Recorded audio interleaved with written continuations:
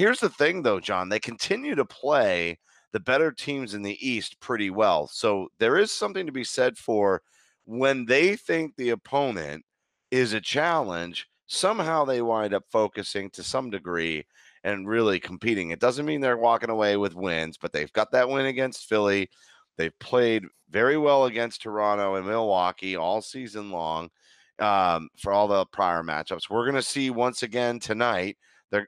Tuesday night, they're going to play the Raptors. So I have a pretty good idea at this point if they can continue to sustain that, and the Chicago Bulls is just a blip on the radar, like all of the other very odd letdown losses against far lesser teams, just to see them rise to the occasion with the greater teams again. But this is the one thing that I'm hanging on for this season.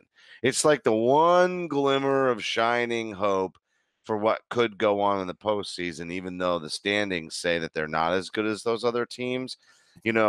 I'd rather them to some degree just be healthy into the postseason and continue to prove to themselves when they really want it, they can take it. And we saw Cleveland do that last year. Remember? It was all strife and all BS. And yet there they go. And that could absolutely be something that happens with this Celtics team too. So when I see them play well against teams, I'm going to want it reinforced every time they play one. Definitely going to want to see it on Tuesday against Toronto. And, but if there's starts to be some blowout losses against those competitive teams, I know at the end of the week, we're going to see the Rockets next Sunday. Those are the games I'm really keeping my eye on. Can they compete with them when they know that they're kind of putting on their playoff phase? Yeah, no, I think that's right. I think we have to look at those games against Toronto, Milwaukee, Golden State, the Rockets. Those they're just in a different category. Look, I think the Celtics are the gifted and talented kid who doesn't want to do his math homework because he doesn't think it challenges him enough. I think that's kind of what it is. And yeah, he's still getting, C pluses, but he's a really smart kid. And if you probably put him in the advanced math class, he's probably going to get an A.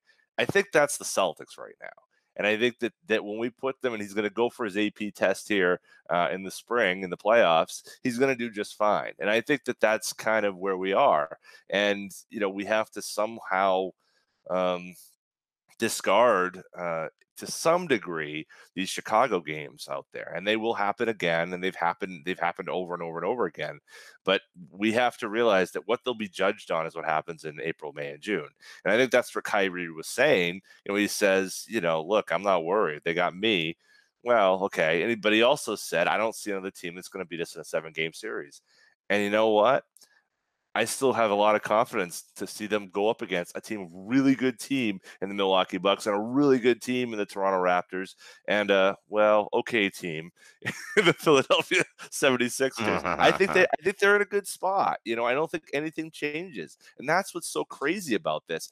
Do I think they can reach as high a ceiling as they could? No, because I think they don't have that togetherness that they Yep, could the display. chemistry. There's The chemistry is just chemistry up is and just, down. and it's not going to happen. You're Yeah. 100% right. The chemistry is just not going to be there, or we'd see that performance happening night in and night out throughout the year.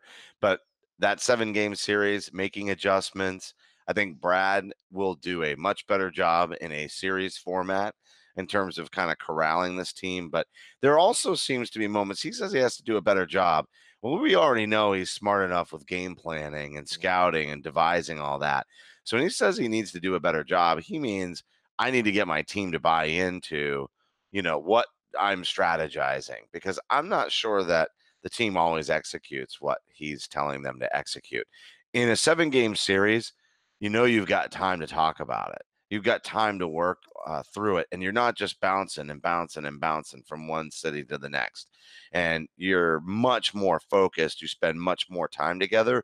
There is, it kind of makes me think that what we could see in the playoffs is sort of what happened with the Boston Celtics in the first year of KG Ray and Paul Pierce, when they almost got trounced in the first round of the postseason after going for 60 plus wins, right? And that went 7.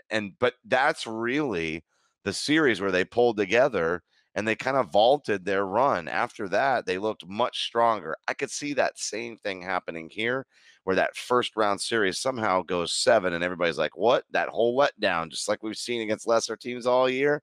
But then they vault off of that to very good performances. They're definitely going to the Eastern Conference Finals, in my opinion.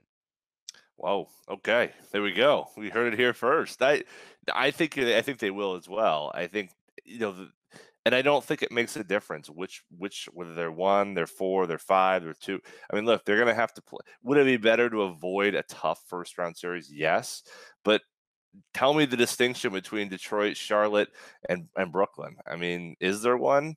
And right now, still Indiana's playing above their head. I'm happy for them. That's great, but I'm worried about Indiana. But if you could play, anybody else, is that gonna? I don't think there's like a get out of jail free card for it. You're gonna have a moderately challenging series. It may go 5 or 6 games in the first round, and then you're gonna play the big boys, and then you'll see where it turns out. Do you play Detroit? Do you play Toronto? Do you play Philly? I mean, who knows? I don't think it makes a difference. You're going to end up with a tough second round series no matter what. You're going to have probably a similarly challenging team in the Eastern Conference Finals, and then you see where you go. I mean, that's kind of the way it's going to work. So I still look at the roster up and down and say these guys can beat any of them. They should be in it. What I worry about is that for some reason those they aren't able to reach their peak, and those clashes they have internally become their undoing. But we've not seen that in any of these tough games that they've had. It has not happened. They've all Yep. come together and they've all risen and largely been a better team as a result. 1 to 15. I Yeah. know you want to talk about how Hold on, hold Kyrie. on. We Yeah, will. go ahead. We'll go back to Kyrie in a second. Yeah. First, another huge week across the NBA with some very exciting matchups. There's only one place to get in on all of this action, betonline.ag. Sports casino, virtual casino, you name it. Betonline.ag is CLNS Media's preferred sportsbook online. If you use promo code CLNS50, you'll get a 50% cash back bonus on your first deposit just for signing up. And you know what? The biggest game this week for John and I, obviously, it's going to be the Raptors on Tuesday night. Make sure that you play that one. Go online or use your mobile phone to sign up today at betonline.ag and try in-game live betting where you can participate with all the action with every single play. Remember, you can go to clnsmedia.com/win and use promo code CLNS50. That's where you'll get your 50% cashback bonus on your first deposit. BetOnline.ag, your online sportsbook experts.